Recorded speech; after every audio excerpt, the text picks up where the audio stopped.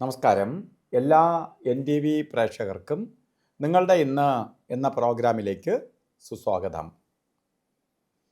ഇന്ന് 2025 ജൂൺ മാസം 12-ാം തീയതി 1200-ാം ആണ്ട് ഇടവ മാസം 29-ാം തീയതി വ്യാഴാഴ്ച.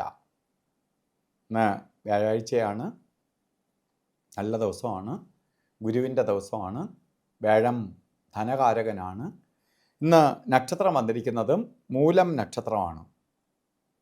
നക്ഷത്രം അനുകൂലപ്രദമാണ്, ആഴ്ച അനുകൂലപ്രദമാണ്. അതുകൊണ്ട് ഇന്ന് അനുകൂലമായിട്ടുള്ള എല്ലാ കാര്യങ്ങൾക്കും നമുക്ക് ഇന്നത്തെ ദിവസത്തെ എടുക്കാം.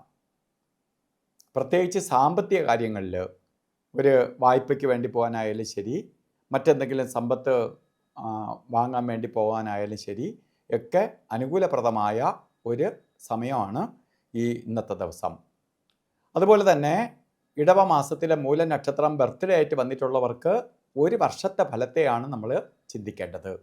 വാർഷിക ഫലത്തെ ചിന്തിക്കുമ്പോൾ ഒരു വർഷം വളരെ ഭാഗ്യദായകമായ ഒരു വർഷമാണ്.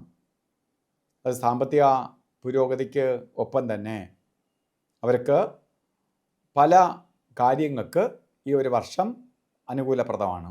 എന്തൊക്കെ? ഊഹക്കച്ചവടങ്ങളാവട്ടെ, റിയൽ എസ്റ്റേറ്റ് ആവട്ടെ, അതുപോലെ തന്നെ ഷെയർ മാർക്കറ്റിൽ പ്രവർത്തിക്കുന്നവരാവട്ടെ, അതുപോലെ സാമ്പത്തിക മേഖലയിൽ പ്രവർത്തിക്കുന്ന ബിസിനസ്സൊക്കെ ചെയ്യുന്നവരാവട്ടെ, നിങ്ങൾക്കെല്ലാം നല്ല ഫലത്തെ പ്രദാനം ചെയ്തു തരും. അതുകൊണ്ട് എന്ത് ചെയ്യണം? ഈ ഒരു വർഷത്തെ വേണ്ട രീതിയിൽ വിനിയോഗിക്കണം. അല്ലാതെ മറ്റേതെങ്കിലും ധനഗമ മാർഗത്തിന് വേണ്ടി ശ്രമിക്കുന്നവർ, ബിസിനസ് ആവട്ടെ, ജോലി ആവട്ടെ, അതിനെല്ലാം അനുകൂലപ്രദമായ ഒരു വർഷമാണ്.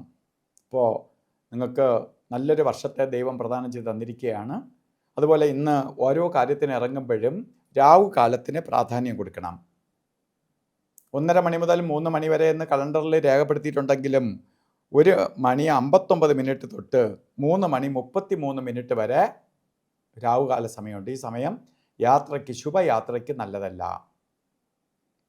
ഗുളികകാല സമയവും യമകണ്ഠകാല സമയവും, ഗുളികകാല സമയം വരുന്നത് 9:16 തൊട്ട് 10:50 വരെയും, യമകണ്ഠകാല സമയം വരുന്നത് 6:07 തൊട്ട് 7:41 വരെയും. ഈ സമയം ഒരു ശുഭകാര്യത്തിനും എടുക്കരുത്.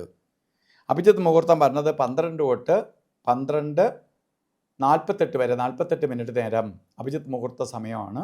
നമുക്ക് എല്ലാ കാര്യങ്ങൾക്കും, ശുഭകാര്യങ്ങൾക്ക് എടുക്കാവുന്ന ഏറ്റവും നല്ല സമയമാണ് അഭിജിത്ത് മുഹൂർത്തം. ഇന്നും ഓരോ കാര്യത്തിന് ഇറങ്ങുമ്പോൾ വസ്ത്രധാരണത്തിൽ ശ്രദ്ധിക്കണം.